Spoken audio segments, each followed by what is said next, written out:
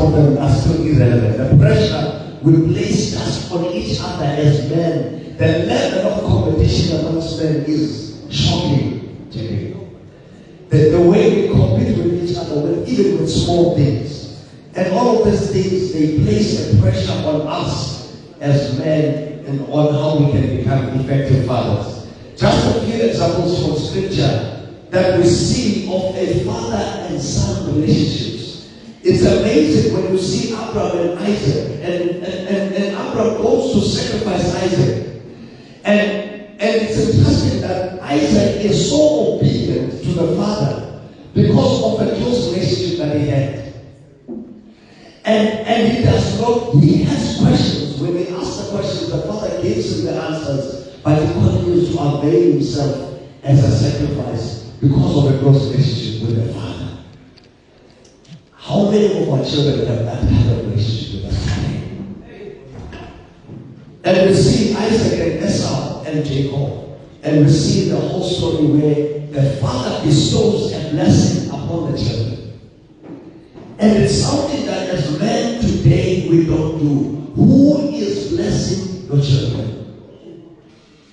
Who speaks a blessing upon your children? And especially when as men we've left our position of being fathers. When we leave our position of being fathers, who is blessing your child? And we meet people who say, you know, I know my father. My father is a preacher at the particular church. But do we have a relationship with that child? And we need to speak a blessing. And we can have many other stories in scripture that we find of a relationship between a father and a son, and a father and a daughter. But then we also see what we call social fathers in the Bible. Fathers who step in and become father figures. We don't hear much about Joshua's father, but we hear much about the relationship between Moses and Joshua. And that's what we call a father figure that journeyed with Joshua to a point that Joshua was able to take over and became a leader of Israel. We see this father figure, Barnabas, to Paul. Barnabas journeys with Paul in his conversion and is mentored by a father figure. We see Paul and Timothy, and Paul is able to journey with Timothy and saying, this is how things are done.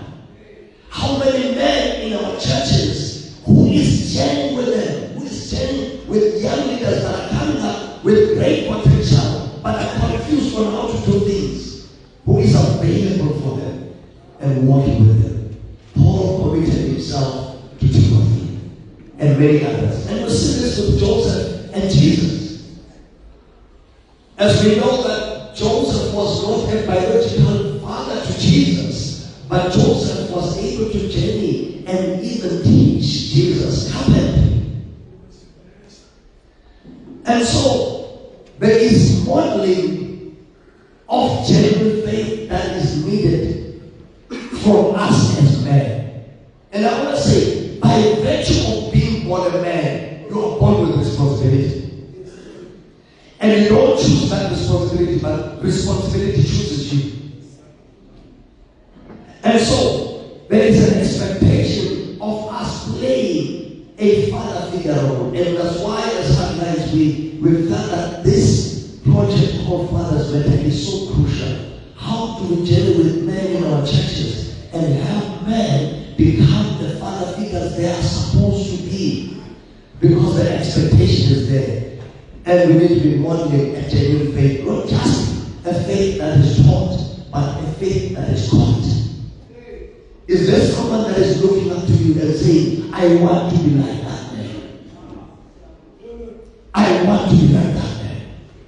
And teach more biblical values and principles, and I think this has been mentioned earlier in this space. Encouraging spiritual disciplines like prayer and Bible reading. How many of our sons and daughters in the church that we take time to teach them scripture and to teach them the spiritual spiritual disciplines.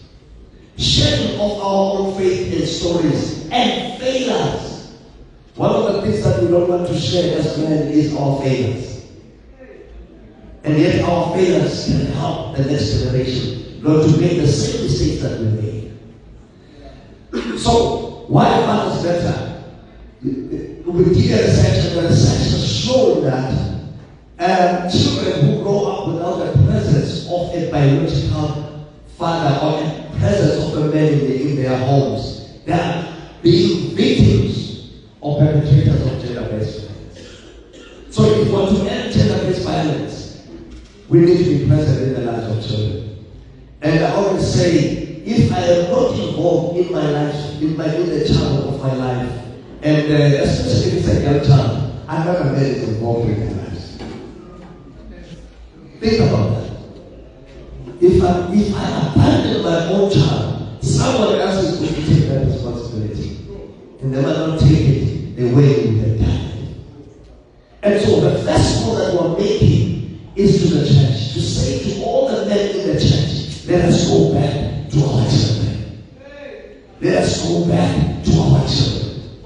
Let us be involved in our children. It doesn't matter what happened between you and the mother. Your responsibility is to be a father. And sometimes we are fathers in the church, but we're not fathers at home. People clap hands for us in the church. People say, I look up to that father, but are your children at home saying the same thing? And so it's very important for us to be present, because if we don't do that, our children will be involved in drug and alcohol abuse. This is what research is saying. They say mental health disorders, especially suicide, majority of the young people that commit suicide is because their fathers are not present in their lives. The fathers are absent in their lives. Teenage pregnancy, if you want to end teenage pregnancy, because if I'm not available for my daughter is going to look for a sugar daddy. Because they are looking for a father figure. And that father figure they will find in someone that does not have their best interest at heart. I have 2 daughters, and they are the best thing that ever happened to me. And they know that I love them. They don't need to be told outside that they are loved. If someone, if Joe tells them there that I love you, they know that they are loved at home.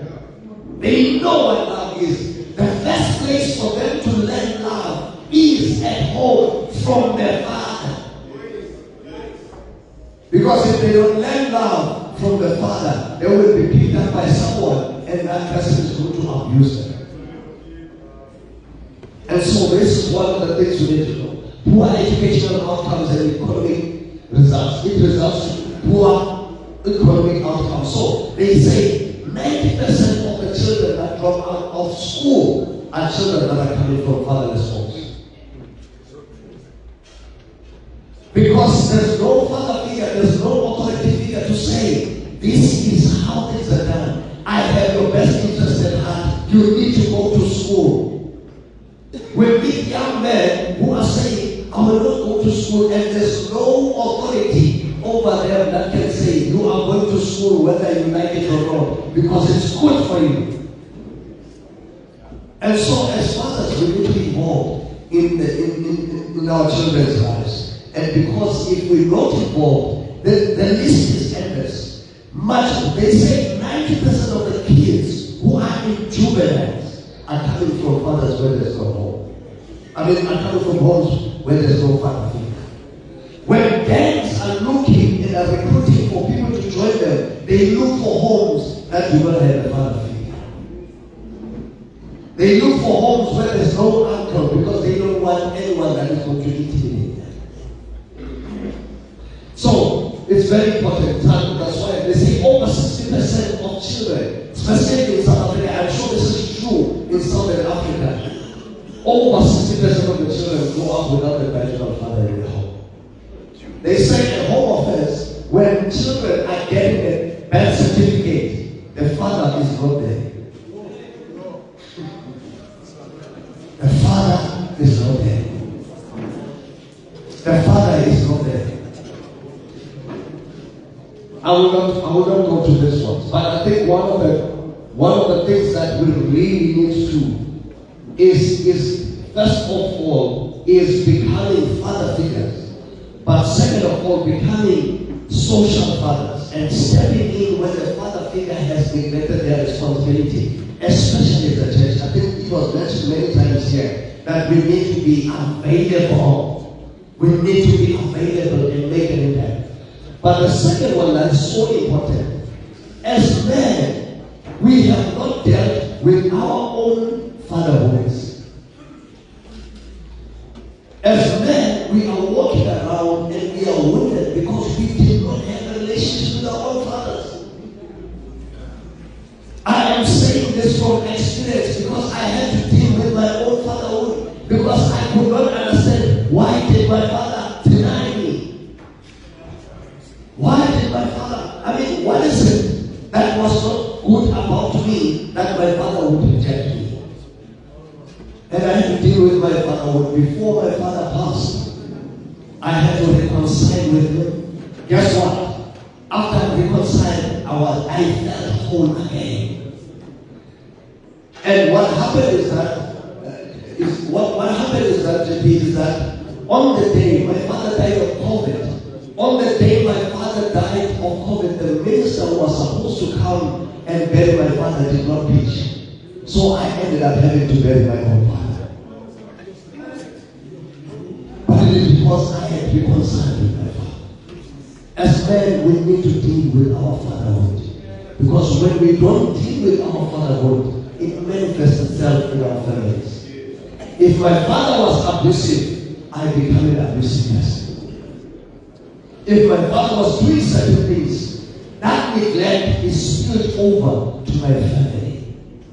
And therefore it's important for us as men to deal with our fatherhood. And so we've created so many of the programs. In conclusion, I want to say there is something in your hand that God has given you. As you deal with Him, what is it that is in your hand? You don't want to see something. You don't want to see something. And what is it that you are giving over to your children? What is it that you pass on? One of the passages that has been bothering me is God in the garden asked Abraham, what did Abraham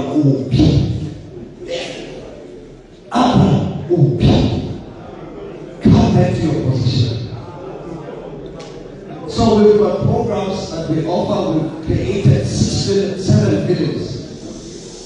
As I conclude, we've created 7 films that we can support the church. We want to join with men in the church. We've got sessions, we come and we do workshops with you. But everybody is that we want to see men coming back to their families. We want to see men becoming the father figure they were supposed to be. This is a gift that the enemy has stolen from us. The gift of fatherhood. It is a gift. We cannot allow only now to steal the gift of fatherhood. Therefore, we come, we do workshops, we share films with you, and we do the kind of things that will help men get back into having a healthy relationship with their children. And may God bless us as we continue to do this. And God bless you. Iman,